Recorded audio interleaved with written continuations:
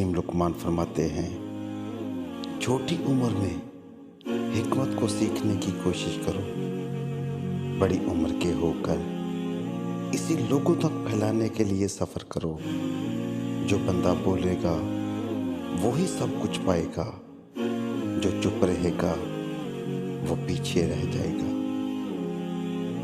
آپ فرماتے ہیں، وہ کیسا آدمی ہے جو زبان سے اقرار کرتا ہے کہ اللہ سے محبت رکھتا ہے، لیکن اللہ کی کوئی بات ماننے کو تیار نہیں، یعنی اللہ کو ایک تو مانتا ہے لیکن اللہ کی ایک نہیں مانتا۔ آپ فرماتے ہیں، جس نے اپنے کسی بھائی کو پردے میں نصیحت کی، اس نے اسے زینت و عزت بخشی، اور جس نے سر عام نصیحت کرتے ہوئے تنقید کا نشانہ بنایا تو اس نے اسے ذلیل کیا۔ آپ فرماتے ہیں، ذکر الہی سب سے بڑا عمل ہے۔ اگر تو نماز پڑھے تو یہ بھی ذکر الہی ہے، کہ تو روزہ رکھے تو یہ بھی ذکر الہی ہے۔ ہر نیک عمل جو تو انجام دے گا ذکر الہی ہے۔ آپ فرماتے ہیں، اللہ سے محبت رکھنے والے کبھی روتے نہیں ہیں، حالات جیسے بھی ہوں ان کے ہونٹوں پر مسکراہٹ رہتی ہے۔ آپ فرماتے ہیں، راستے صرف دو ہیں، ایک رحمان کا اور دوسرا شیطان کا۔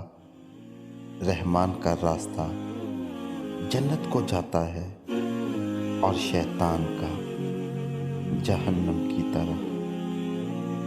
آپ فرماتے ہیں، جو صرف اللہ سے توقعات وابستہ کرتا ہے وہ ہر مشکل اور ہر مصیبت سے آزاد ہو جاتا ہے، اس کی راہ میں کوئی پتھر نہیں آتا۔ لقمان حکیم نے اپنے بیٹے کو نصیحت کی، بیٹا 4 جگہوں پر 4 چیزوں کو کنٹرول میں رکھنا۔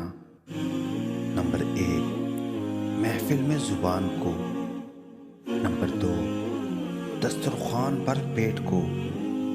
نمبر 3، پرائے گھر میں آنکھ کو۔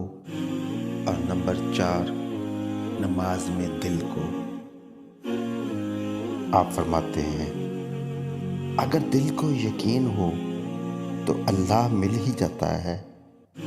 جو بندہ خالق کائنات کو جان لیتا ہے اس کو دنیا سے شدید قسم کی نفرت ہو جاتی ہے۔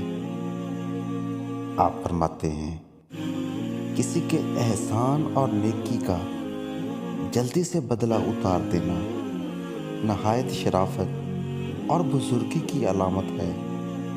عقل اور ادب کے سوا اشرافت کے تمام اسباب ختم ہو جاتے ہیں۔